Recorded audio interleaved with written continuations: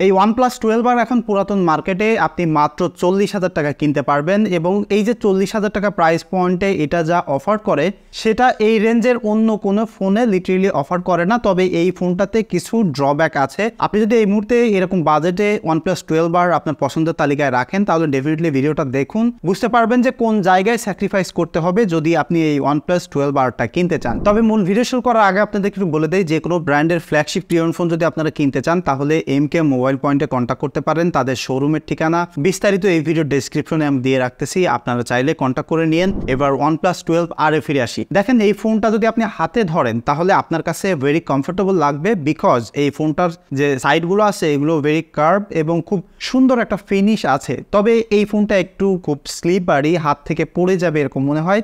তবে এরকম ফোন কিনলে ডেফিনেটলি সবাই একটু কেসিং ব্যবহার করেন।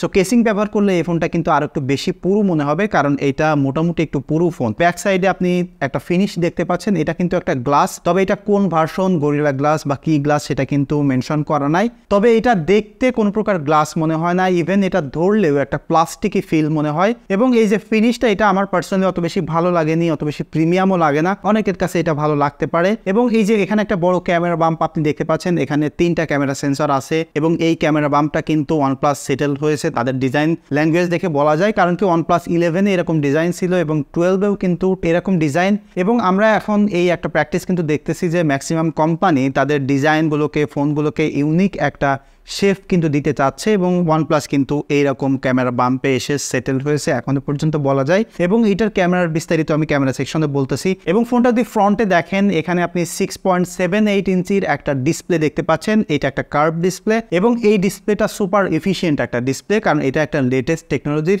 LTPO ভার্সন 4, অর্থাৎ সুপার এফিশিয়েন্ট। এটা 1 হার্টজ থেকে শুরু করে 120 হার্টজ পর্যন্ত যেতে পারে আপনার ইউজেস বা অ্যাপসের প্যাটার্ন অনুযায়ী। সো ভেরি এফিশিয়েন্ট একটা ডিসপ্লে। এবং এটা যে ব্রাইটনেস, সেটা কিন্তু পিক ব্রাইটনেস বলা হয়েছে 4500 নিট। সো ভেরি ব্রাইট একটা ডিসপ্লে। তবে আপনি র্যান্ডমলি ইউজ করতে থাকলে অত বেশি ব্রাইটনেস কিন্তু পাবেন না, খাতা কলমে যত ব্রাইটনেস দেখা যায়। এটা নর্মাল ব্রাইটনেস 1600 নিট পর্যন্ত। তবে একটা জিনিস ফর শিওর যে আপনি যে কোনো লাইটিং কন্ডিশনে এই ফোনটা আপনি ব্যবহার করতে পারবেন, ডিসপ্লেটা একদম ইজিলি ভিজিবল হবে। সো ডিসপ্লে সেকশনের জন্য এটা একটা A ক্লাসের ফোন, একদম টপ নচ টপ টিয়ার ফোনের মতো ডিসপ্লে। এই সেকশনে কোনো প্রবলেম হবে না। এবং উপরে নিচে দেখেন খুব ছোট চেইন বেজেল রয়েছে এবং এখানে একটা ক্যামেরা বাম্প দেখতে পাচ্ছেন। এখানে 16 মেগাপিক্সেলের একটা ক্যামেরা সেন্সর আছে এবং এই যে ক্যামেরা, এটা কিন্তু ফেস আনলক হিসেবেও কাজ করে, প্রপার লাইটেই কাজ করে।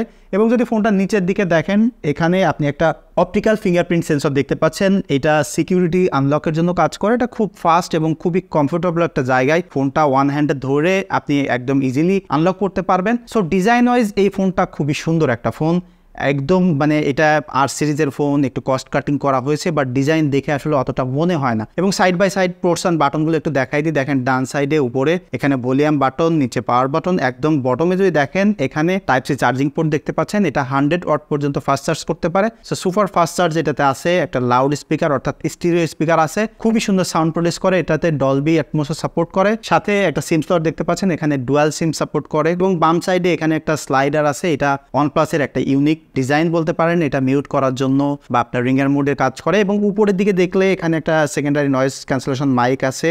সাথে এখানে আপনি একটা আয়ার ব্লাস্টার দেখতে পাচ্ছেন। এটা কিন্তু খুবই একটা ইউজফুল জিনিস। এটা আমি অনেক আগে ব্যবহার করতাম। আপনার বাসায় যদি এসি থাকে, টিভি থাকে বা রিমোট দিয়ে কন্ট্রোল করা যায় বিভিন্ন ডিভাইস ভালো ব্র্যান্ডে থাকে, তাহলে কিন্তু আপনার রিমোটের প্রয়োজন হবে না। এই ফোনটা দিয়েই আপনি কাজ সেরে ফেলতে পারবেন। সো এই ফোনটা এই সব দিক থেকে শুরু করে ডিজাইনের দিক থেকে খুবই সুন্দর একটা জিনিস। এটার পারফরমেন্স কেমন চলুন সেটা একটু বলি। দেখেন এই ফোনটাতে ব্যবহার করা হয়েছে স্ন্যাপড্রাগন 8 Gen 2 একটা প্রসেসর, গত বছরেরই ফ্ল্যাগশিপ প্রসেসর। সাথে 8GB র্যাম রয়েছে, কোনোটায় 12GB, কোনোটায় 16GB। যাই হোক না কেন, যে কোনো র্যাম পেয়ার করুক, সেটা নিয়ে আসলে পারফরমেন্স ওয়াইজ অত বেশি আপনি ডিফারেন্স নোটিস করবেন না। বাট এইটাতে যে ওএসটা চলতেছে সেটা কিন্তু সুপার অপটিমাইজ। এবং OnePlus কিন্তু তারা সফটওয়্যার ডেভেলপ করেছে শুধুমাত্র এই হার্ডওয়্যারগুলোকে অপটিমাইজ করার জন্য, ট্রিনিটি ইঞ্জিন নামে। সো এই ফোনটা ব্যবহার করতে গেলে একদম বাটারি স্মুথ চলবে। এবং এই ফোনটা যখন লঞ্চ হয়েছিল এই ফোন সিরিজ, তখনই কিন্তু তাদের মানে মোটোই ছিল সুপার ফাস্ট এক্সপিরিয়েন্স এটাতে দিবে। সো লেটেস্ট সফটওয়্যার চলতেছে। ইভেন এই ফোনটা ব্যবহার করতে যে আমি 2টা সফটওয়্যার আপডেট পেয়েছি। বেশি। সাথে এই ফোনটার যে ডিসপ্লেটা রয়েছে সেটাও কিন্তু 120 হার্টজ পর্যন্ত যেতে পারে, যে কারণে এইটার অ্যানিমেশনগুলো, অ্যাপ ওপেনিং ক্লোজিং এত সুপার ফাস্ট। আপনার মাঝে মাঝে মনে হবে যে একটা স্মার্টফোন আসলে এত বেশি পাওয়ারফুল বা এত ফাস্ট প্রয়োজন আছে কিনা, লিটারেলি এটাই মনে হয় এই ফোনটা ব্যবহার করতে। যে এবং আপনি এই ফোনটা দিয়ে চাইলে হেভি গেমিং করতে পারবেন, কারণ কি এই ফোনটা অত বেশি হিটিং করে না। এবং আমি লাস্ট যতগুলো OnePlus-এর ফোন ব্যবহার করেছি সব ফোনই দেখলাম খুবই ভালো থার্মাল ম্যানেজমেন্ট, এত বেশি হিটিং করে না। সো এই ফোনটাতেও আসলে সেরকম এক্সপিরিয়েন্স পেয়েছি, যে কারণে আমি বলছি পারফরমেন্স সেন্ট্রিক যদি কোনো ফোন পেতে চান বা আপনি যদি হেভি গেমিং করতে চান 100% পারফরমেন্সের জন্য এই ফোনটা রিকমেন্ডেড যে কোনো ইউজারদের জন্য। এবার আসি যে এই ফোনটার ক্যামেরা এক্সপিরিয়েন্স কেমন। দেখেন আপনি যে প্রাইস পয়েন্টে ফোন কিনতেছেন বা এই মুহূর্তে ফোন কিনতে গেলে ডেফিনেটলি আমাদের ক্যামেরা বড়সড় একটা প্রায়োরিটি থাকে। তো এই ফোনটাতে যে 3টা ক্যামেরা সেন্সর আপনি ব্যাকে দেখতে পাচ্ছেন, তার মধ্যে একটা ম্যাক্রো সেন্সর, সেটা আসলে খুব বেশি ইউজফুল না, বাট বাকি যে 2টা সেন্সর আছে সেই 2টা সেন্সর দিয়ে কিন্তু দারুণ ফটোগ্রাফির এক্সপিরিয়েন্স দিয়েছে। এখানে যে আলট্রা ওয়াইড সেন্সরটা আছে সেটা 8 মেগাপিক্সেলের একটা সেন্সর, তাছাড়া 50 মেগাপিক্সেলের একটা সেন্সর আছে। তো এখন ফোন কিনতে গেলে wide focal length, zoom, telephoto বা স্ট্যান্ডার্ড ফোকাল লেন্থ দরকার হয়। সেই 3টা ফোকাল লেন্থ কিন্তু এই মাত্র 2টা সেন্সর দিয়ে কভার করতেছে। অর্থাৎ স্মার্টফোনে ছবি তুলতে গেলে কম্পিউটেশনাল ফটোগ্রাফির যে একটা ভালো উদাহরণ বা এটাকে একদম প্রপারলি ইউটিলাইজ করা যে ব্যাপারটা, সেটা আমি এই ফোনটা ব্যবহার করতে যেয়ে দেখেছি। তার কারণ হচ্ছে কি, দেখেন আলট্রা ওয়াইডের ভিউটা কিন্তু আমি আলট্রা ওয়াইড সেন্সর দিয়ে পাচ্ছি, তারপরে 1x-এ আমি মেইন সেন্সর দিয়ে পাচ্ছি, আবার 2x-এ এটা দিয়ে তুলতে পারতেছি, 5x-এও ছবি তুলতে পারতেছি। অর্থাৎ সুপার টেলিফোটো জুম লেন্সের মতো ছবি তুলতে পারতেছি এবং সেই 5x-এর ছবিও কিন্তু লিটারেলি কোয়ালিটি লস করে না, খুবই সুন্দর ডিটেল প্রিজার্ভ করে এটাতে ছবি তুলতে পারে, যে কারণে এই ফোনটা ব্যবহার করতে গেলে টেলিফটো লেন্স যে আপনার দরকার সেটার অভাব কিন্তু এটাতে হচ্ছে না। এবং সেই পিকচারগুলো এত সুন্দর ডিটেইল, এত সুন্দর কালার প্রিজার্ভ করে। OnePlus-এর পিকচার স্টাইল যদি আপনার কাছে ভালো লাগে বা রেডি টু আপলোডের মতো ফটো যদি আপনি চান, তাহলে ডেফিনেটলি এটার ফটোগ্রাফি আপনার ভালো লাগবে। এবং এটা এত সুন্দর ডাইনামিক রেঞ্জ ক্যাপচার করতে পারে, এটাতে প্রো HDR মোডেরও ছবি তুলতে পারে, যে এত বেশি ব্রাইটনেস এরিয়াকে এটা ডাউন করে সেখানে ডিটেল ধরে রাখতে পারে এবং নাইট মোডেও কিন্তু খুবই সুন্দর ছবি তুলতে পারে। সাথে OnePlus-এর আরেকটা জিনিস আমার খুবই ভালো লাগে, সেটা হচ্ছে যখন আপনি ছবি তুলবেন একদম শাটার বাটন প্রেস করার পরে ফাস্ট শাটারে ছবি তুলতে পারে, সাথে ওই ছবিটা খুবই দ্রুত প্রসেস হয়ে যায়। এই প্রবলেমটা আমি ম্যাক্সিমাম ফোন ব্যবহার করতে গেলে ফেস করি, সেটা হচ্ছে পিকচার প্রসেস হইতে সময় লাগে। সেই জিনিসটা কিন্তু এখানে প্রবলেম হয় না, খুবই সুন্দর দ্রুত এটা প্রসেস হয় এবং ডেফিনেটলি অল কন্ডিশনে অ্যাক্রস অল দ্য সিনারিও যে কোনো ফোকাল লেন্থে এটা দিয়ে আপনি ছবি তুললে এটা আপনার ভালো লাগবে ফর শিওর। পোর্ট্রেটের কথা বলি, দেখেন এই ফোনটা যখন আমি ব্যবহার করা শুরু করি তখন এটাতে পোর্ট্রেট ছবি তুলতে গেলে কোনো প্রকার জুম করা যেত না এবং একটা সফটওয়্যার আপডেট আসার পরে এটা 2x-এ পোর্ট্রেট তোলা যায়। তো আমার এখনও পর্যন্ত যত ধরনের ফোন আমি ব্যবহার করেছি এবং সফটওয়্যার আপডেট পেয়েছি, তো আমার কাছে পার্সোনালি মনে হলো যে এই আপডেটটা সব থেকে বেশি ইউজফুল এবং ইম্প্যাক্টফুল একটা আপডেট ছিল। অর্থাৎ 2x-এ যখন আমি এটাতে পোর্ট্রেট তোলা শুরু করেছি, তারপরে এই ফোনটা আমার একদম ফটোগ্রাফিক যে ক্রাইটেরিয়া থাকে সেগুলো টোটালি মিট আপ করতে পেরেছে। অর্থাৎ ফটোগ্রাফির জন্য পোর্ট্রেটে এটা খুবই ভালো এক্সপিরিয়েন্স দিয়েছে সফটওয়্যার আপডেট দেওয়ার পরে। সো যারা এই ফোনটা অলরেডি ব্যবহার করেন, আপডেট আসলে দিয়ে দেন, তাহলে ডেফিনেটলি এটার পোর্ট্রেট নিয়ে আপনি স্যাটিসফাইড থাকবেন। এবং এটা 1x-এ 2x-এ পোর্ট্রেট তোলা যায়, খুবই সুন্দর এজ ডিটেক্ট করতে পারে এবং ভালো ডিটেইল প্রিজার্ভ করে, ফেসটা হালকা স্মুথ করে ফেলে বাট ডিটেইল সেখানে থাকে।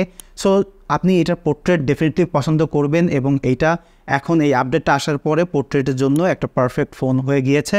সো কোনো প্রকার টেলিফটো লেন্স না থাকলেও দারুণ দারুণ পোর্ট্রেট কিন্তু এটার মাধ্যমে আপনি পেয়ে যাচ্ছেন। এবং এই যে সেলফি ক্যামেরাটা আছে 16 মেগাপিক্সেলের, সেটা যে কোনো কন্ডিশনে, যে কোনো লাইটিংয়ে, যে কোনো আপনি একদম ঘুটঘুটে অন্ধকার কোনো প্রকার লাইট নেই, এটা ডিসপ্লে লাইট দিয়ে এত সুন্দর শার্প পিকচার আপনাকে দিবে সেলফি ক্যামেরাতে, সেটা আসলে আনবিলিভেবল।